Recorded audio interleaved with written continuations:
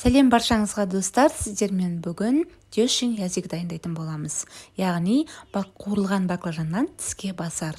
Достар, ең алдымен менің каналыма тіркеліп алыңыздар, өйткені мен сіздермен көптеген дәмді рецептіммен бөлісемін алдағы уақытта. Және де мұнда Instagram парақшама да тіркеліп алыңыздар.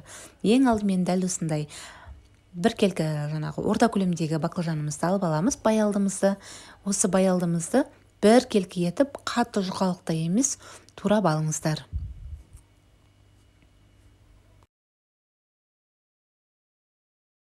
Барлығында бір келкі етіп турап алғаннан кейін бос ыдысымызға салып алатын боламыз. Дәл осы ыдысымыздың үстінен салқын мұздай суымызды құйып қоятын боламыз. Толтырып, оның үстіне шамамен бір ас қасық тұз салатын боламыз. Баклажандарымыздың барлығы да суымызға батып тұруы керек.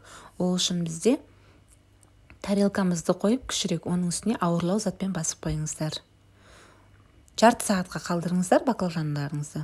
Сол аралықта осындай баклажандарымызды салып алатын жұмыртқамызды дайындап алатын боламыз. 2 дана жұмыртқамызға жарты шай қасық тұзымызды салып, бір келкі маса етіп араластырып алдық.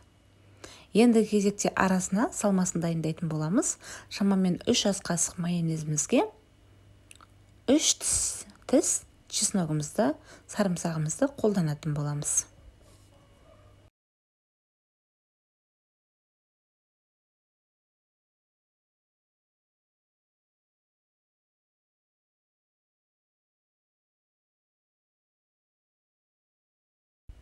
Чесногымызды майонезбен жақсылап араластырып, бір келкі маса етіп, мұны да бір шетке алып қоя тұрамыз. Енді кезекте бізде баклажанымыздың ортасына қоятын біріншіден әсемдік, екіншіден керемет дәм беретін помидорымызды турап алатын боламыз.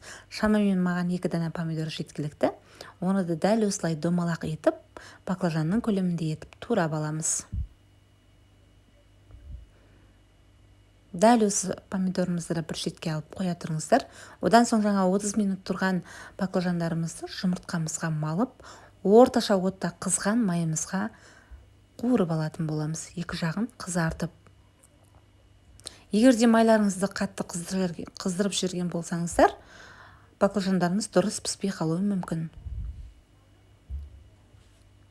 Екі шетіне қарата отырып, баклажандарымызды қып-қызыл етіп қуырып алатын боламыз.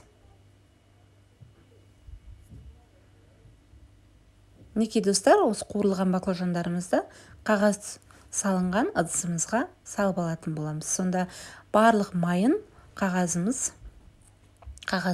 сіңіп, баклажандарымыз құрғақ болып шығады. Мінеке достар, мен барлығында дайындап алдым. Енді кезекте осы дайын, яғни қоспаларымызға арасына майонезімізді жағып, құрастырып шығатын боламыз. Яғни орналастырып. Мінеке өте әдемі, светі де керемет болып шықты, түсі де. Дәл осылай жасап, дастархандарыңызға, отбасыларыңызға ұсынсаңыздар өте керемет. Дәл осы баклажаннан қуырылған тіске басар өзіме қатты ұнайды. Сіздерге де ұнайды деген сенімдемін. Дәл менің рецептіммен жасап көріңіздер. Мінеке достар, жасалу жолы оңай әрі қарапайым дәмді тағамдардың бірі.